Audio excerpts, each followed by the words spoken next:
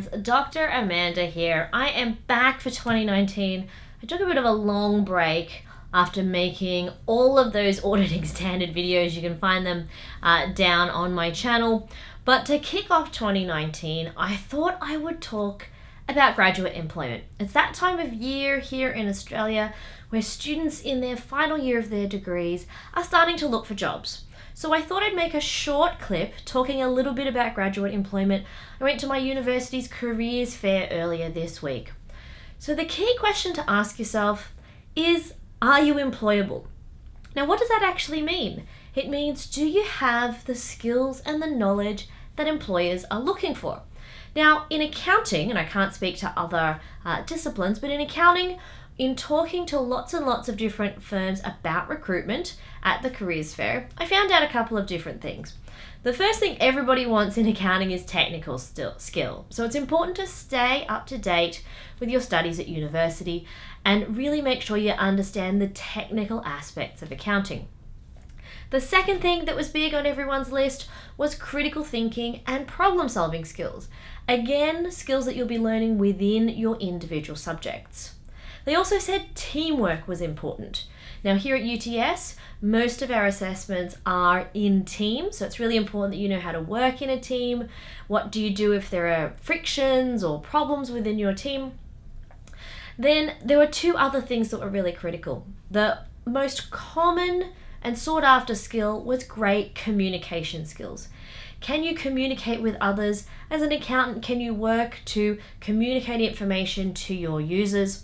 And then the last thing was experience. Candidates with experience have a much better chance of getting that graduate job. Now, for the things within your course, hopefully your university degree will cover technical skills, teamwork, and critical thinking and problem solving. But what can you do to try and improve some of those other skills, like your communication and experience? Well, the thing that you need to do is take the initiative, get involved. There are sometimes some activities involved within your curriculum or embedded into your curriculum, but you need to take hold of your career from the very first day you start at university to build up that CV of yours with different activities. So to develop teamwork skills and problem solving, you might get involved in a local community association or a club at your university. Working in that team environment, perhaps starting an event or doing something exciting can be really good to include and build up those skills. The hardest thing I think that I find students struggle with in terms of building skill is communication skills.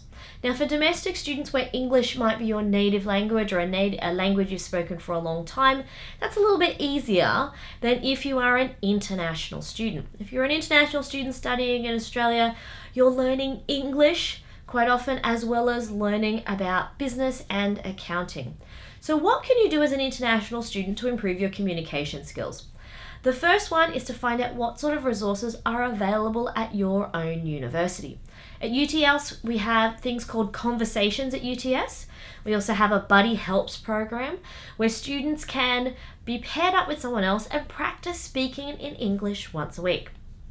The other thing to do is when you're getting involved in those communities and clubs on campus is to practice talking in English. Even if you're involved in a student society where you do speak another language, it's important to practice that communication. At UTS, I love recommending to students that they get involved in the peer network. They wear these great orange t-shirts because it's students from all different backgrounds working together, and learning to communicate when you all don't speak English is a really important skill. So practice is the key on those communication skills. And don't just start practicing right at the end of your degree, get involved right at the beginning.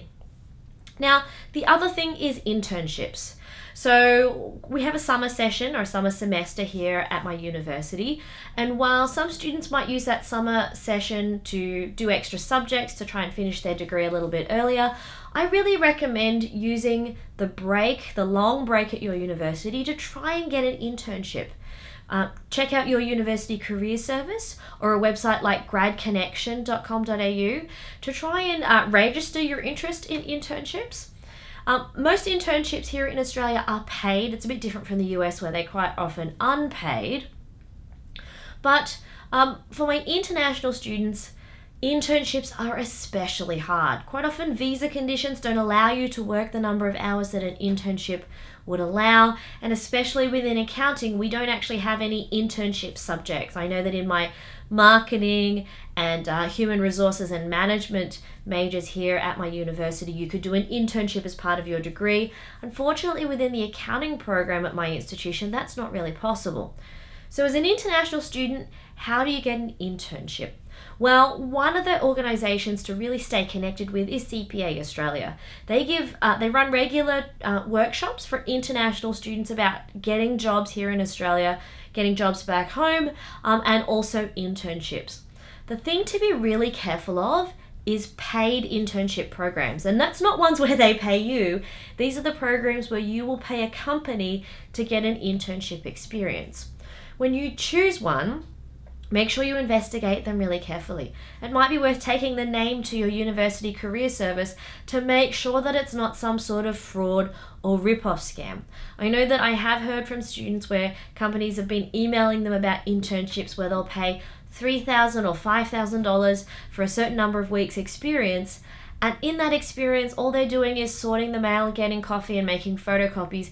They're not really trying out a career in accounting. So it's really important to investigate if you are going to pay to do an internship.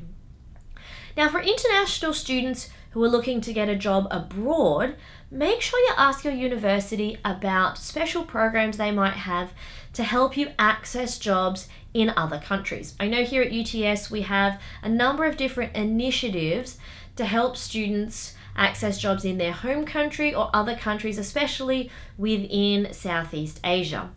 So if you're interested in going back to your home country, then certainly think about these particular job opportunities. Chartered Accountants also runs regular careers and employment evenings and events. Most business and commerce societies on campus have some sort of employment evenings or functions. Networking at those is really, really important. But the thing to remember is that universities won't hand you a job. Instead, university is giving you the skills, the opportunity to learn those skills for you to then supplement with your own initiatives to go out there and get the job that you want. Now, if you have any other great careers tips or employment tips or internship tips, I'd love to hear about them in the comments. If you have any questions about internships or graduate employability, please make sure you get in touch. You can leave those questions and I'll see if I can answer them. The other one website I want to point you to is graduateemployability.com. That has a lot of resources for students, current students and graduates about taking your degree and then turning it into the career that you want. Well, I hope you liked my first video for 2019. There's some exciting things coming up. I'm heading to China in a few weeks. If there is anything you think you'd like to see on the channel, please hit me up and let me know. Otherwise, I will see you next time. Bye!